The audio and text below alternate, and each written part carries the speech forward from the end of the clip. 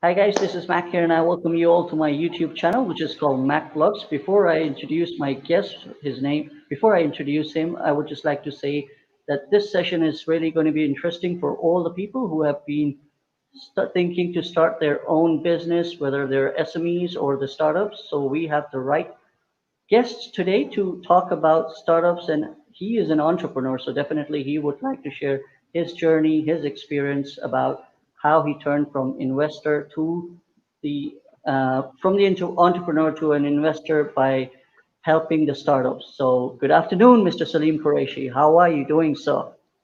Good afternoon. Thank you so much for having me on your show today. It's my great honor to have you basically because I read about you and I got really inspired and motivated to bring you on my show today, basically because you are a really inspiring human being, mashallah. So please go ahead and give a little intro about yourself so our audience can connect with you, and then we'll take this session forward.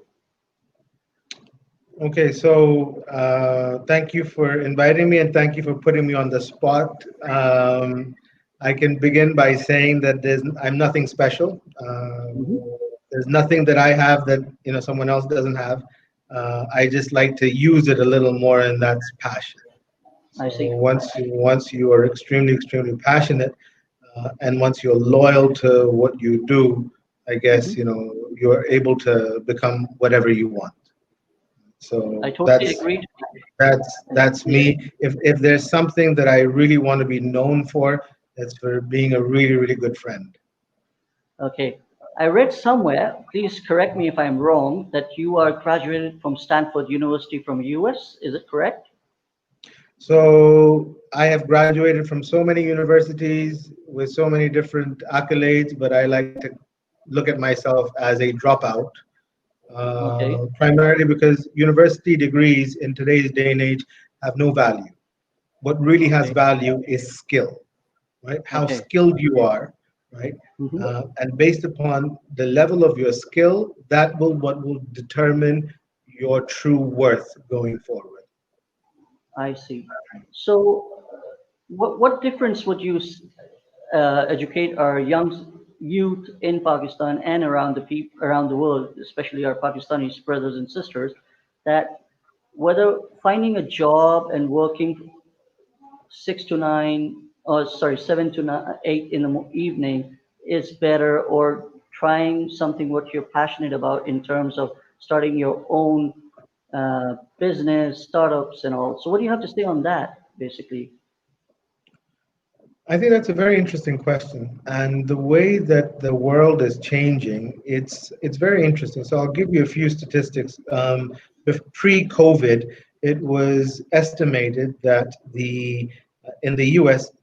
the U.S. Department of Labor stated that almost 50% of their workforce will be contractual, meaning they will be, they'll be filling out something called a 1099, meaning they'll be consultants, right? Okay. 50%. Now, fast forward, now COVID happened. Everyone's working from home. Lots of layoffs are happening.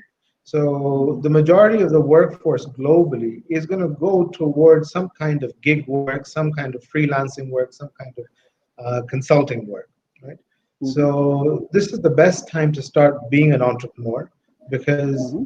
the jobs that are out there, they are going to be far and few in between, right? I see. Primarily because companies are realizing that it is more cost effective to hire people on contract basis than to keep Hmm. them on the books.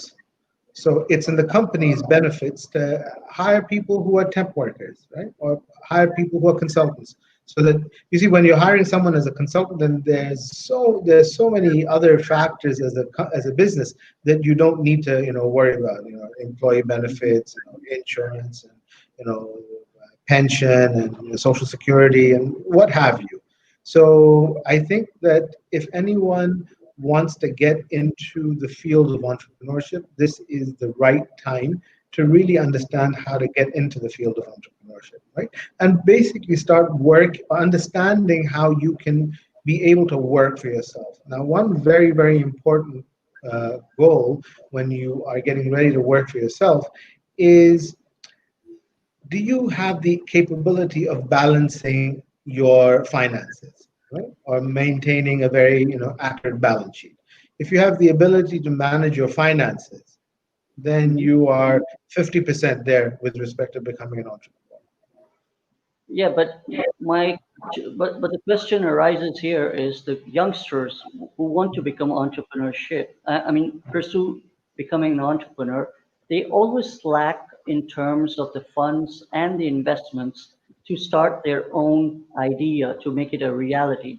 So that's why So people let me tell you tend to. something. Anyone who says that I need funding to get my idea off the ground, right, has just lost the battle even before they've started. Right? Okay, That's just a wrong attitude to have, right? okay. You know, before the whole VC culture came in, before all of these things, started coming in, there was traditional business, and businessmen succeeded. Right? They did Hmm. not need to go out to raise capital. They did not need to go out to you know uh, VC firms and stuff. You're a startup, for heaven's sake, right? The most important thing about a startup is having the ability to understand how you can turn on a dime, right? And Hmm. having the ability to generate an immediate revenue stream, right?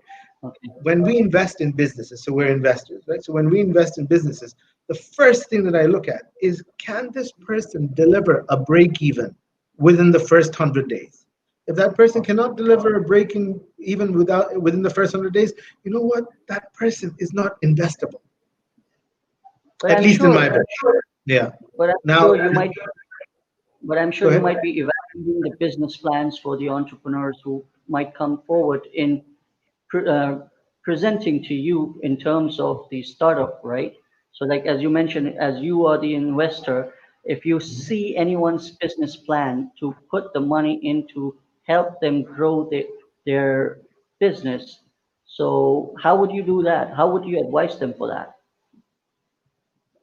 So the first thing that I look at whenever I'm evaluating a business plan is, I don't care whatever is written in the pitch deck. I jump directly to the financials, because we're investors, right? If we're putting money in, Oh, you're coming to us, right, uh-huh. to put money in. When we put Hmm. money in, the first thing that we want to know is, are you financially sound? Is this business model that you've created financially sound? It can be completely way out there, it can be completely wacky, right? But there are a few key components that we look at. Number one, what are your sales going to be looking at like? What are you projecting? Right? We're looking at, what are your gross margins? Right? We're also looking at, what are you projecting as your earnings per share? Okay, if we're Hmm. able to understand how you're coming at your earnings per share, then we know that you've thought everything through. Right? One of the biggest mistakes that businesses make, right, or entrepreneurs make. So I don't call these people entrepreneurs. I call them wantrepreneurs, right? Okay. Borrowed from Mark One. Cuban, right? So yeah, they're wantrepreneurs. They want to become entrepreneurs, but they're not really entrepreneurs, right? The people who are wantrepreneurs, they will never think about, and they'll never talk about, break even. They will never talk about that. They'll say, "Oh, first we'll do this, then we'll build the technology, then we'll put this money in the marketing." Da, da, da, da, da. That's all nonsense, right? When you're talking to an investor, most important thing for you to do is to get to the point and tell them exactly what your balance sheet will look like Q1, Q2, Q3, Q4, right? And if Okay. you can talk about that, you have immediately earned the respect of the investor, and the investor now wants to talk to you. I totally agree what you're saying. But I have been hearing all my life from my seniors and the people who were in the business field that they usually say the first year is always for the loss, second year is for the break even, the third year is okay, and the fourth year you will come up with the profit and gains. Do you have this philosophy in mind, or it's totally different what I'm saying? So look, we're businessmen, all right? Okay. We know how to turn a Okay. profit. Right? I don't know, and Okay. we're investors, so I don't know the people who you are referring to. If they're investors, well, hey, more power to them. But that's not the route that we would take. The route that we But would take. do you think that's the right way, or is just the general phenomena of people? advising in that way? So you see, everyone, I'll give you an example. Everyone thinks that they are the next Facebook, right? Okay. Or, I hear so many, oh, we're creating the next LinkedIn, and we're creating the next, Snapchat, and we're creating the next Google. So I'm like, there's already one Google. You don't need to create the next Google. Right? You have to create something that's you, and don't and in order to create a Google or a Snapchat or Uber or any of these things, the chemistry was different. Okay, Mm-hmm. are you those same type of founders? Right? Do you Mm-hmm. have those same board of advisors from the very get-go? Right? Do you have access to that same market? Okay. Right? Which probably you don't. Right? Mm-hmm. So if you don't have these things, then it would be unfair to yourself for you to compare yourself with these big giants. Right? Everyone says, "Oh, Amazon started off in a garage." Excellent, right? But he was living in a completely different market than our audience over here is. Okay. All right, and So, he looked at the business dynamics from a completely different standpoint. Right? So when you say that the first year is for the loss and the second year is for this, the way that we look at it is the first quarter is there for you to break even. Okay, even if you're going in the technology business, you can figure out how to pre-sell your technology. That's where you need to be a salesperson, right? The CEO of any mhm, startup needs to be a salesperson. Right? A lot of okay. this, yeah.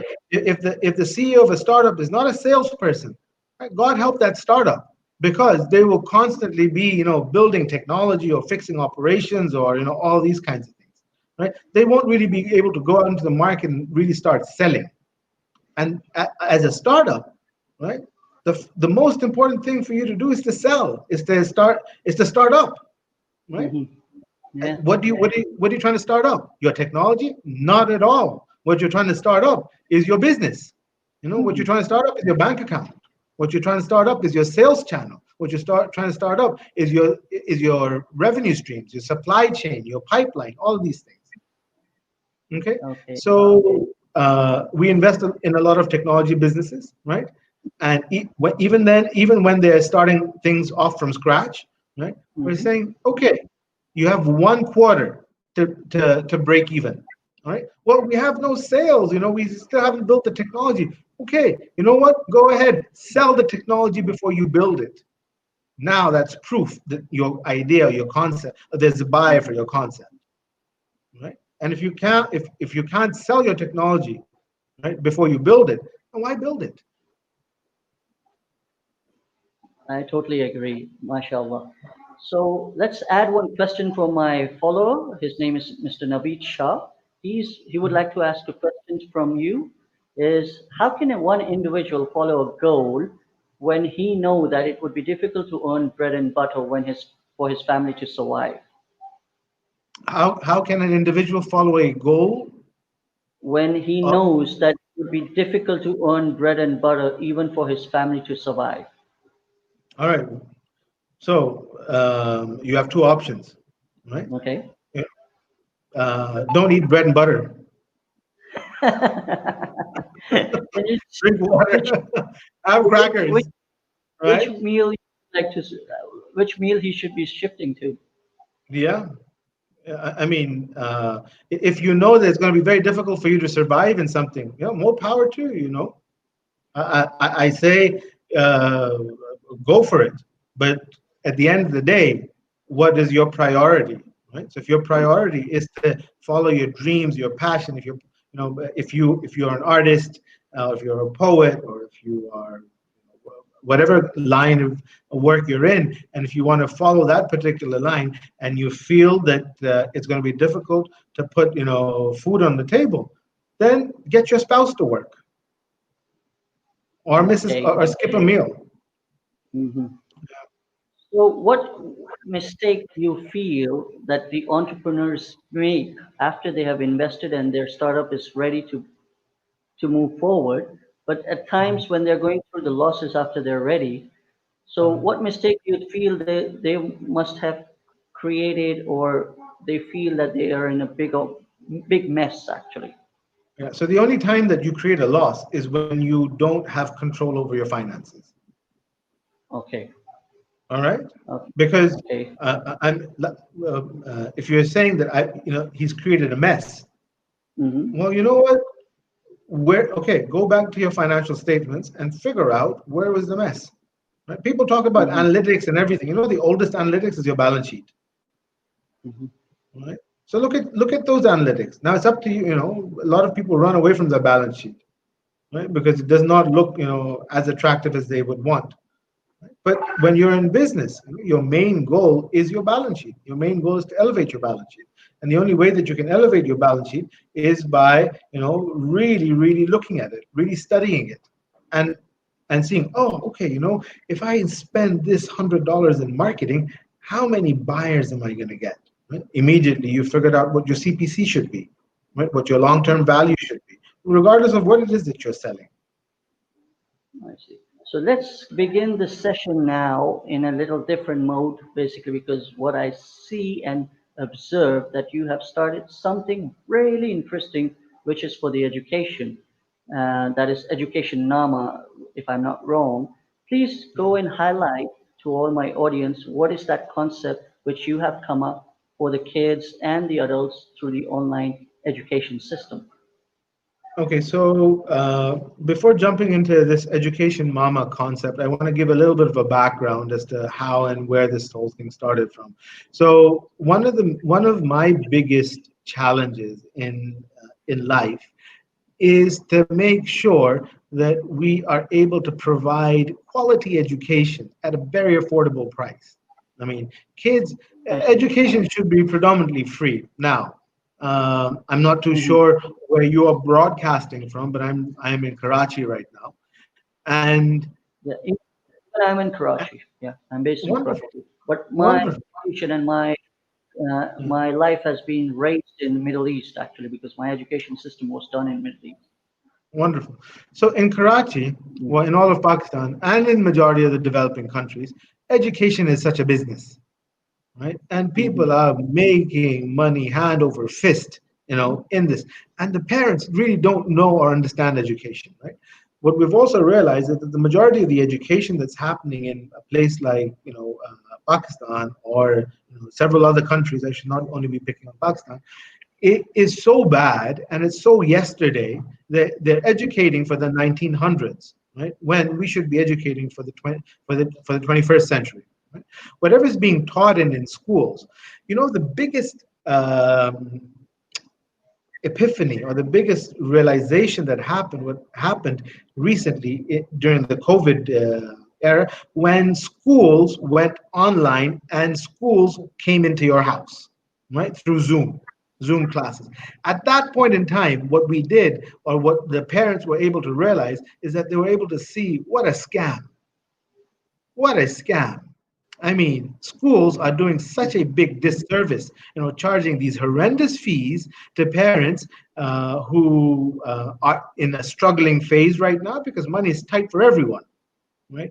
And now when the teacher is coming on screen, right, and the teacher and the parents can see the quality of the education, it's just like if you've heard that fairy tale called The Emperor's New Clothes, Hmm.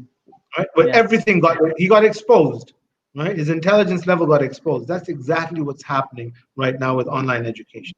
So Mm. 3 years ago, we went into the education business, making a vow to ourselves that we will do whatever it is that we can. Right. So my daughters go to one of the most elite schools in Karachi, and Mhm. we pay through the nose. Their fees is just crazy. Right.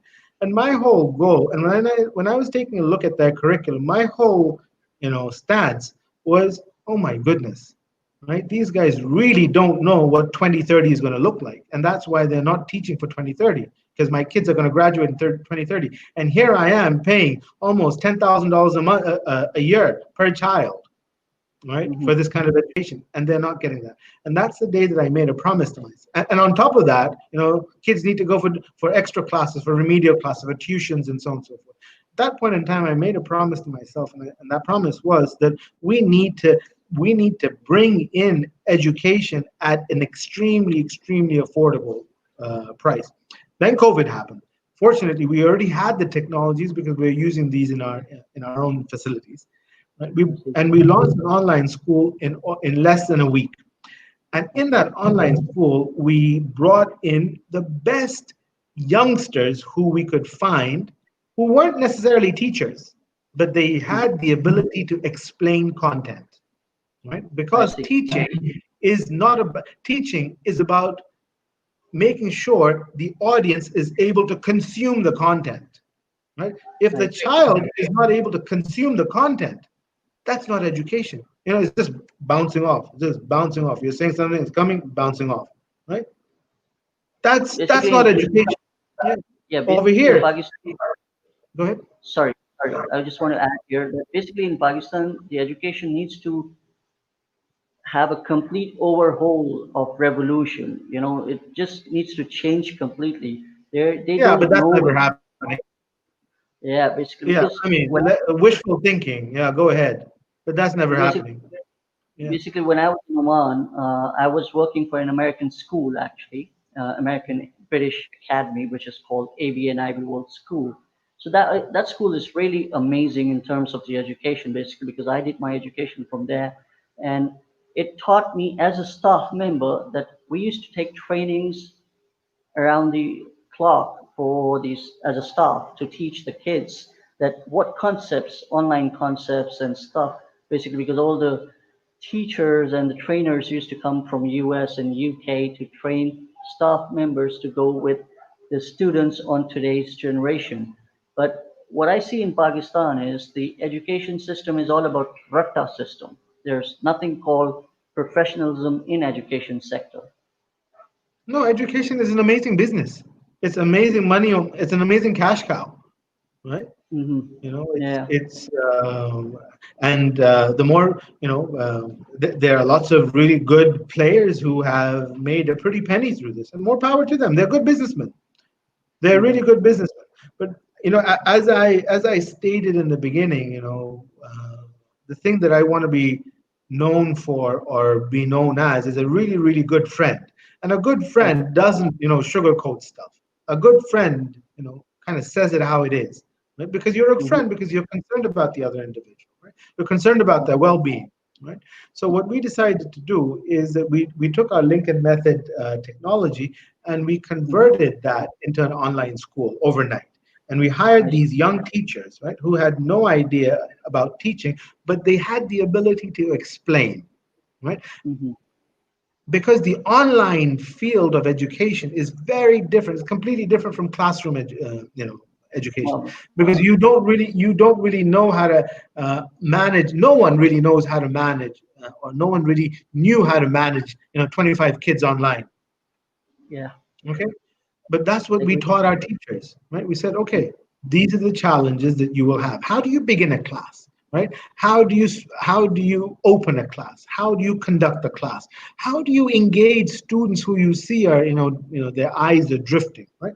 How do you engage students who are not interested, right? How Mhm. do you make a class more interesting? How do you treat content, right? How do you modulate or regulate your voice so that you Mhm. get the attention of the student, right? True. So it's That's a lot of true. theatrics, right? Which gets the student engaged. And then Mhm. how do you assign homework? How do you collect homework? How do you mark homework? How do you disseminate homework? Right? How do you Mhm. see who's progressing? How do you see who's not progressing? Right? Now, if you are able to understand all of these things, then guess what? You've become a better teacher with zero experience because you're able to connect with the child. And when you're able to connect with the child, at that point in time, you're able to send content which they're able to consume, not send content which just bounces off. Right? So we perfected this, and I then we see. said, you know So what? what? Let's bring the price down. Mhm. Right? Let's price this so cheap, Mhm. so low, because Mhm. it's online. We don't have to worry about the cost of facilities and cost of overheads and all these things, right? So let's bring the price down. And he said, how low can we go? Can we take it to 10,000 rupees per month? Can we? Yeah. Can we take it to 7,000 rupees per month? Yeah. Can we take it to 6,000? Yeah. Can we take it to 5? Yes. Can we take it to 4? Yes. Can we take it to 3? Yes. Okay. Okay. 3,000 rupees a month, right? And we're able to, provide a very, very quality education to the students. The same kind of an education that my kids are receiving at a $10,000 a year school, right? For seven, so 3,000 rupees is what, $16, right? $17 for $17 a month, right? That's the type of education that we should be able to provide. And since we took this out into the market, oh my goodness, we're getting students from not only Pakistan, right, but we're getting students from the Middle East, right, because schooling over there is not the best, right. You have lived in the Middle East, you know that not everyone is able to afford the kind of schools that you went to, right. But the majority of the expats who are living over there, they can't afford to send their kids Yeah. to these really fancy schools. We're getting students from Australia, we're getting students from the UK, we're getting students from the US. At that point, and once this started happening, I said to myself, you know what? I think we've really hit on something. And now we're slowly escalating this, and we're slowly growing this forward, right? So $17 a month, you should be able to get a very decent education, better than what you should be getting at school. MashaAllah. So you're doing an amazing job, MashaAllah. So are you just thinking of this concept only in Karachi, or it's just been spread all over Pakistan in coming days? No, no. So it's already global, right? So it's already Oh, it's global. We already already have students in Australia, as I mentioned. We already have students in the UK. We already have students in the US. Now we're partnering with different organizations who want to open up their own schools, right? So we've partnered up with this organization called Be Rising in California. The education system in California is just it's in shambles right now. LA Unified, oh my goodness, it's amazing how bad we cry about the education system in Pakistan. You should take a look at LA Unified, and you'll be able to see the reality behind education. Right? It's the same thing. We've partnered with companies in Singapore who are using our platforms to take education forward. cool. So how would you like me to connect you to the people out there who I have been connected for the last 20 years, that they can take this initiative in connecting with you to make this project or the concept of yours a reality in different countries as well by connecting with you? How can I be uh, the additional value to you? How can I do that for you? Um, First of all, how could you be of additional value? Every person who becomes a friend becomes an additional value, right? Adds additional value. The true Okay, price of value, the true value is actually in friendship, right? I And I agree.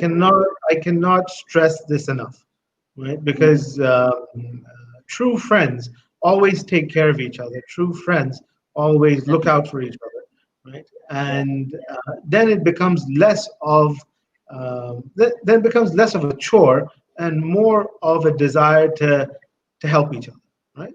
So I'm not too sure how or what you can do to add value, uh, uh, other than the fact that if there are any parents who are out there who are listening who are really concerned about their child's education, right? Then just know that you have an alternative. You know definitely, that we are definitely. an alternative. There's so many other alternatives that are coming up, and they are, I mean, they're priced very, very, very economically, very in a very affordable manner.